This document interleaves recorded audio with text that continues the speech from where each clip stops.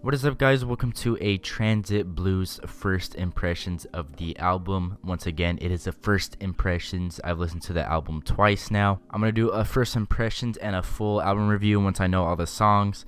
And yeah, so to give you a little backstory, the Devil Wears Prada has been my favorite band since 4th grade. Ever since I heard Plagues, I've bought every album since, and I love this band. They're easily the most unique band out there within this quote-unquote metalcore genre. I know a lot of people put them in different genres, but most people put them in metalcore.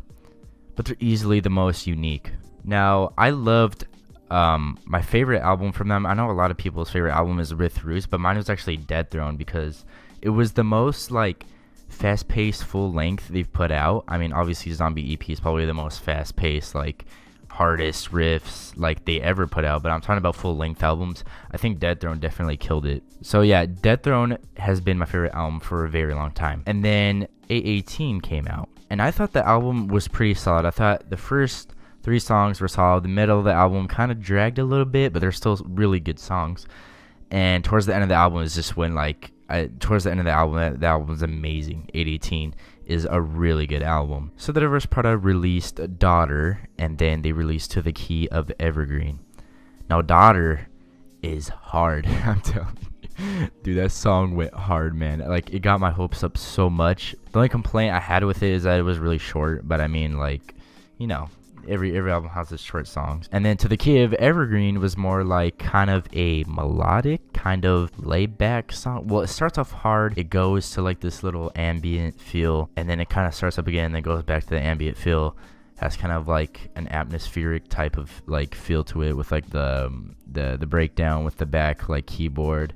Like, it was just a really like interesting song, and it was really unique, and I loved it. So I'm just gonna say that this album in general was a slight letdown from first impression. The Devil Wears Prada definitely hasn't lost their uniqueness, but they lost their hardness in this album compared to their previous releases. Mike's screams were on fleek. Jeremy's vocals were, in my opinion, not the greatest, but I mean, there was nothing wrong with him, but I mean, I just liked him a lot better in 818 and in, you know, anything before 818. It's more of a space EP, you know, a song called Moon God. It was more kind of that vocal where he's kind of hitting more of the lower notes, but he also hits high notes. I'm just saying, but like vocally, this isn't like his most outstanding album. I'm not saying it's bad. I'm not saying it's bad at all, because I think Jeremy, like, you know, nailed it, but I'm saying it's not his best. But I think Mike's screams are actually, they seem much more fresh and then more like raw. I don't know, it's hard to explain. But Mike's screams were amazing in this album. Now, it was kind of a letdown though. I'm just saying there's still, it's a solid album overall. But I have to say right now, it's probably my least favorite album. But this is first impressions, I'm just saying, guys. So it starts off with Praise Poison. The song is really like unpredictable. It almost sounded like some kind of like Korean Japanese type music, but I mean, obviously it wasn't, but you know. So I was like, yo, this is gonna be epic. And then it starts off really hard, and I thought if they had like a rhythm going here, like a catchy like riff going, but they actually just went like full out crazy with it. It was super fast, super unpredictable, and it was like the song was just everywhere, but it was super hard. I thought it was a good opening song to the album. Now the next song is Daughter, which I've already covered, so let's just go to Worldwide.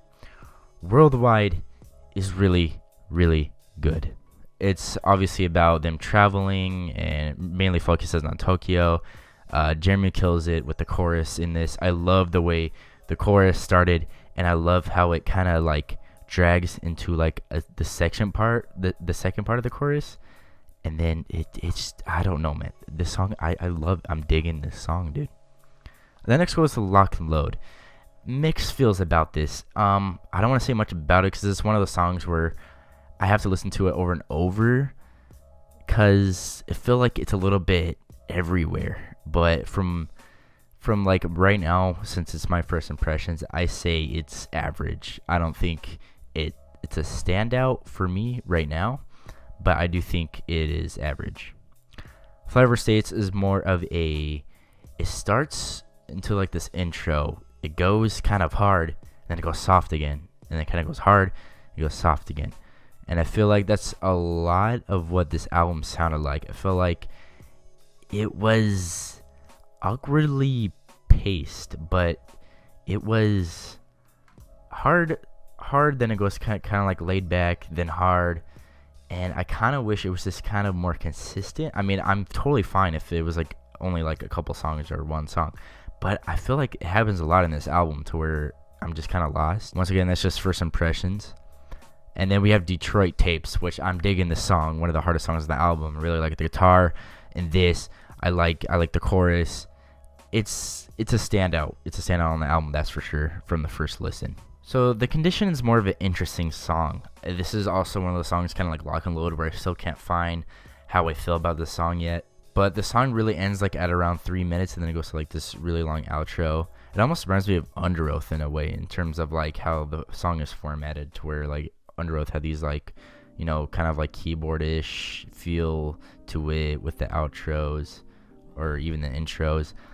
But overall, The Condition, it's one of those songs that I'm iffy on. Right now, it's not a standout, but I think a lot of people are digging the song right now. But like I said, I've listened to the album twice. I'm just, you know, corely stating my opinion on what songs are standing out. Next song is To the Key of Evergreen, which I've already covered also. Then it goes to Submersion. And I feel like lyrically the song is a standout. I thought this song was really a standout because there's a lot of bands that like say the phrase sink or swim, rather like should I sink or swim, or will I sink or swim? It's either sink or swim. Like, I've heard so many bands say that phrase. And Mike, I'm just assuming Mike wrote the song, but in the song it says the cliche says that it's sink or swim, but that's another lie we've been drowning in. I was like, yo, that's dope. And that, I don't know, this song really stood out to me lyrically. Home for Grave Part 2.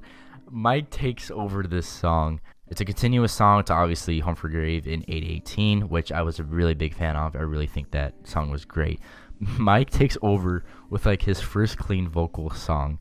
And I thought, it definitely wasn't bad. I enjoyed this. Like, this is the most like entertaining song on the album, and I digged it though. Like, I was straight chilling listening to this song. I think the instruments on like the backtrack of Mike's vocals are also really put together well, and I feel like it's perfect for what the song is going on. I really like the song. When I heard the preview and the trailer, I was like, going on. I really like the song. When I heard the preview and the trailer, I was like, okay. I kind of laughed a little because Mike was like doing his own little thing. But man, like this song actually ended up being a standout for me on the album, and I'm digging it, dude. Transit Blues, really like the song, a standout on the album.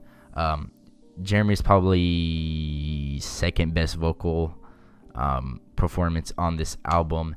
I love the chorus in the song. I think the song goes hard. It has like a breakdown at the end, which I always love. And Diverse Prada always do breakdowns like perfectly. Like, they don't fail at that. They don't do it a lot, but when they do it, it's amazing. But yeah, man, throughout this whole album, Mike's screams are on point. I feel like the instruments are a little confusing right now since it's like first impressions. But these, once again, this is my first impressions. So if you're watching this video, you listen to like the album 10 times down, already know how it is like to its full capacity. You're probably gonna like downgrade this video, but this is my opinion on the first impressions of Transit Blues.